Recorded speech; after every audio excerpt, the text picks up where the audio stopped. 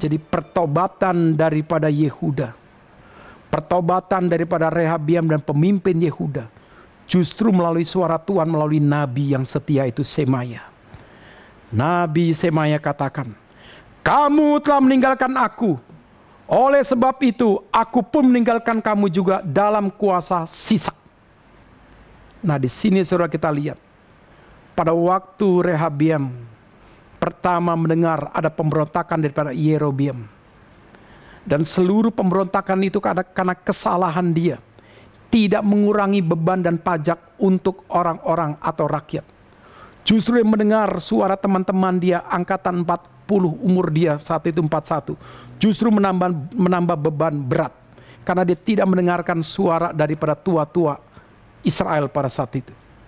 Nah, kali ini saudara, kita lihat bagaimana sikap Raja Rehabiam dan para pemimpin Yehuda ketika mendengar suara Tuhan daripada Nabi Semaya. Konteks mula-mula dia menjadi raja, dia tidak mau mendengar suara tua-tua. Ikutilah suara rakyatmu, kurangi beban pajak untuk mereka, supaya engkau mengambil hati mereka, engkau baru menjadi raja. Tapi apa yang dilakukan? Dia ikut blok teman-teman dia, angkatan 40, dia umur 41. Berikan beban lebih berat. Jangan dengar suara Yerobeam, kasih dia sesuatu kerjaan lebih keras. Ini pendekatan rohani, ini pendekatan manusiawi, ini pendekatan nilai kekejaman. Akhirnya terjadi terpecah belah kerajaan Israel dengan kerajaan Yehuda. Kali ini kita lihat apa yang dilakukan oleh Rehabiam dan pemimpin Yehuda. Mereka tidak melawan suara Semaya. Yakobus 1 ayat 19 dikatakan, lebih baik cepat mendengar suara Tuhan daripada berkata-kata. Lebih baik engkau cepat mendengar pimpinan Tuhan daripada engkau cepat untuk marah. Konteks Yakobus 1 ayat 19 mengingatkan kepada kita, orang yang rohani adalah orang yang tidak sembarangan untuk bagaimana dia bersikap, berkata-kata akhirnya melawan kehendak Tuhan. Nah, di dalam bagian ini saudara, Rehabiam dan pemimpin Yehuda tidak ada pilihan yang lain. Sudah begitu lama kita ateis. Sudah begitu lama kita sudah menyingkirkan hukum Tuhan. Sudah begitu lama kita tidak peduli dengan Tuhan. Sekarang ada suara Tuhan melalui Nabi Semaya. Dan saat itu saudara, mereka mau tidak mau dengar. Kita bandingkan dengan Yeremia 29:31. Yeremia menulis surat ditujukan kepada orang-orang Yehuda yang dibuang ke Babel. Dan saat itu saudara, seruannya supaya mereka benar-benar bertobat. Dan Tuhan marah, tetapi pemulihan tunggu 70 tahun.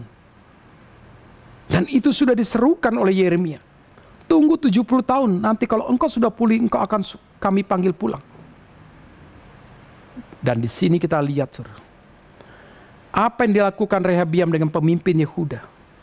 Dikatakan oleh firman Tuhan, mereka merendahkan diri dan berkata, Tuhanlah yang benar, bukan kita yang benar. Kita yang sudah salah, kita sudah menyingkirkan Tuhan, kita tidak peduli dengan kesetiaan Tuhan, kita nggak peduli dengan kesucian Tuhan, kita yang salah, Tuhanlah yang benar.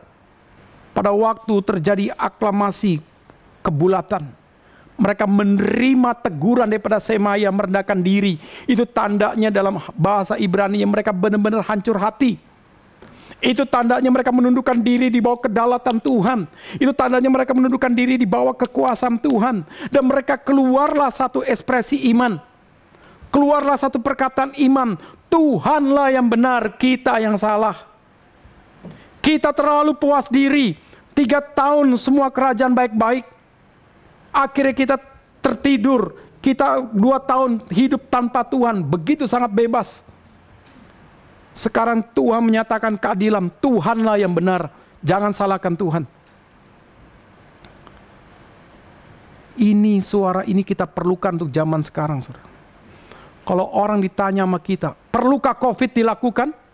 Dari 2019, dari November sampai 2020, sudah bulan November, 1 tahun lebih ada di dunia. Butuhkah COVID? Saya tanya, butuh gak? Setelah ada ini baru kita tahu pasti. Dunia memang butuh digoncangkan dengan adanya COVID. Supaya kita akhirnya baru tahu daya tahan rohani kita sampai sejauh mana menghadapi COVID, daya tahan ekonomi kita sampai sejauh mana menghadapi COVID, daya tahan mental kita sampai sejauh mana menghadapi COVID, daya tahan relasi kita sampai mana, siapa kawan, siapa sahabat, baru tahu siapa relasimu yang benar. Jadi melalui COVID terbongkarlah daya tahan rohanimu. Melalui COVID terbongkarlah daya tahan daripada ekonomimu. Terbongkarlah daya tahan daripada mentalmu. Ada orang begitu sangat fobia dengan COVID sampai saat ini pun tidak keluar rumah. Sampai gemuk. Di sini baru kuuji semua. Sampai daya tahan daripada relasimu. Engkau akan terbongkar semua. Jadi COVID pun butuh ada saat ini. Dan pada waktu udah ada, berani kita berkata, mungkinkah ini supaya kita merendahkan diri di hadapan Tuhan? Mungkinkah melalui ini supaya kita berani berkata, semua kedaulatan Tuhan itu lebih benar daripada kedaulatan pemimpin-pemimpin bangsa ini? Jadi dalam bagian inilah saudara, sikap kita ketika mendengar suara Tuhan. Yang paling baik, buka hatimu, buka pikiranmu, buka emosimu. Dengarkan baik-baik semua suara Tuhan. Mengerti, resapi, maknai. Jangan lawan.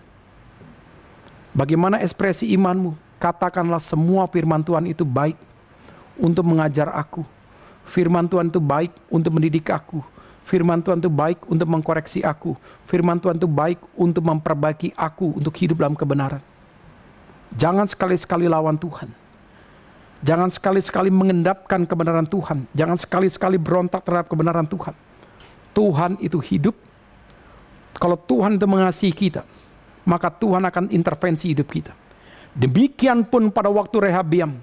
Setelah tahun yang kelima, Tuhan tidak lagi hukumnya ditinggikan. Dia tidak lagi melakukan gerakan kesetiaan. Maka Tuhan tidak tinggal diam. Tuhan menghukum Yehuda melalui Raja Sisak yang kejam.